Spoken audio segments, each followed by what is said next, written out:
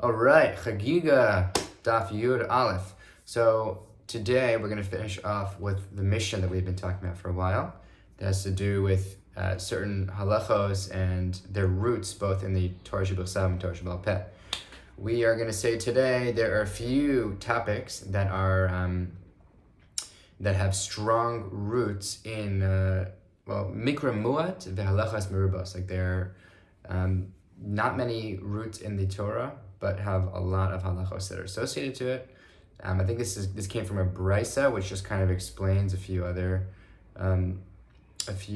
topics, and one of them being negoim and ahalos. Initially, we say that both of these have psukim and a lot of halachos, but then we say, wait a minute. Rav Papa explains actually a little bit the inverse, which is that negoim has a lot of psukim associated to it, but very few halachos, and ahalos has a lot of halachos but very few psukim. Why do we care? Because let's say you need to understand more about it. Where do you go to look? If it's negoim, you look in the Torah to learn what to do. If it's ahalos, you go to the Torah Sheba'al Peh, the oral tradition.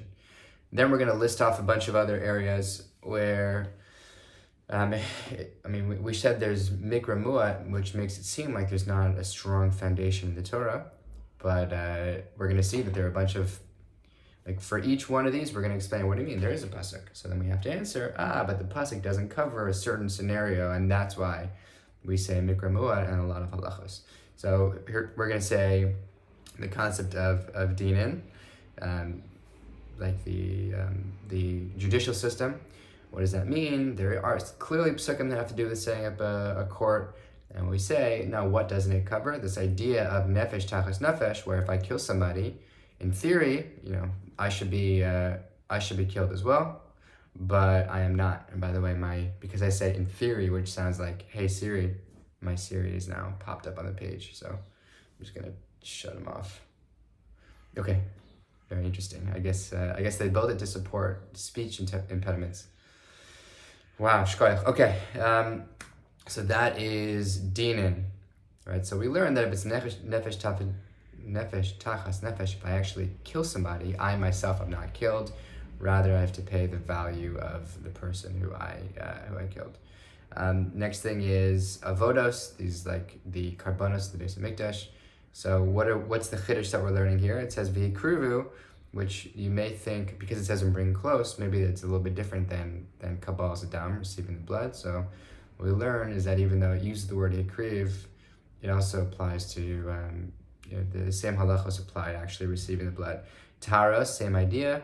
What do we learn here that's special? That there is a quantity of 40 sa for the mikvah. That's something that we did not otherwise learn from the psukim.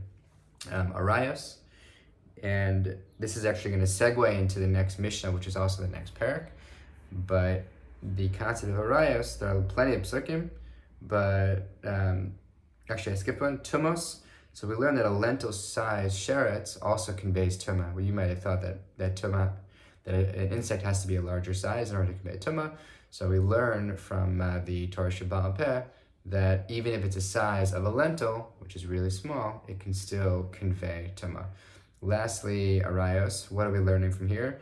We learned that it's usher to sleep with, like we know you can't sleep with your daughter. That's one of the arayos, forbidden relationships. But if it's an illegitimate daughter, meaning if it was a daughter that was born out of wedlock, it is still it's still usher, even though she's not necessarily your blood relative.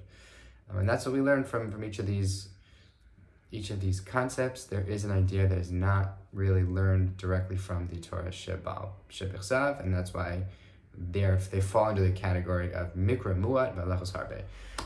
That concludes the first parak in Chagiga, which kind of leads us into parak sheni, because we're talking about arayos, and parak sheni is called ein dorshin. So the first Mishnah covers very sensitive topics that you have to be very careful while learning, and some you really shouldn't be learning at all. For example, arayos, because that's where we ended off the last parak, you should really not learn these in groups greater than 3. And when we say greater, it means 1 teacher and 3 students. Masa Bereshis, this idea of creation, should really only be taught on the groups of 2, and we say Ma'aseh Merkava, which is, Yechezkel going up in the chariot of fire to Hashem, only groups of one-on-one learning. And the Gemara says, Kol mistaka b'arba dvarim ratzoi ki'ilu lo ba'olam. There are certain things where if you really focus on it, it's almost better as if you were never born. The Gemara is going to elaborate what those are, but that's pretty crazy to think about. But we'll get into that. That's most likely going to be on tomorrow's daf. On today's daf, we start the Gemara talking about the arayos, right? What are we asking about? Very interesting. First of all, we want to know the source for Ein Darshim Arayos B'Shlosha. Why? And by the way, just to elaborate, it means one teacher and no more than 2 students. Ein Darshim Arayos B'Shlosha. You can't have 3 students. What's the reason why? We try to bring up different sources, but we end up saying it's just a fact about chinuch, which is if I'm talking to one person, he's listening to me. If I'm teaching 2 people, one person is asking me questions, the other person is listening. If there are 3 people involved, I'm talking with one student, and these 2 people, are talking amongst themselves, potentially. And we want to really avoid that because arayos is a very sensitive subject, and you have such a strong desire to do arayos that if you're not really, really zoned in, then you're not gonna learn the halachos. And this is different from things like gzeila because you only have the cheshek to steal if it's in front of you, and the other mitzvahs of the Torah, you're not really, you don't have that same desire.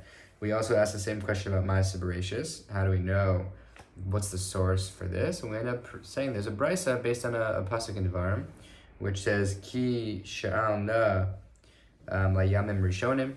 So when it says sha'alna, when you ask about the early days, which we say is Ma'aseh Bereishis, the word sha'al is first person, which implies that it's one person asking and not multiple people. So it really has to be learned one-on-one, so to speak. And just parenthetically, we also learn that the pasuk says L'min hayam asher bara Elokim adam al haaretz, and it also says Mikitzei hashamayim ad kitzei hashamayim. So both of these seem to be talking about the length and breadth of the world. So that pasuk seems to be a little bit redundant. We end up as saying that no, it's actually one of them is teaching us that Adam Arishon and how he was ginormous. Apparently, he was tall enough to reach the sky, and his length exceeded the entire world. So how could that be? Is this does it really make sense that the sky, the length of the sky, and the length of the earth are of equal measurements? So the notes explain it a little bit more, but we'll get into it right now. Tomorrow's daf is going to be all about Bereishis, and will be really exciting. Have a great day.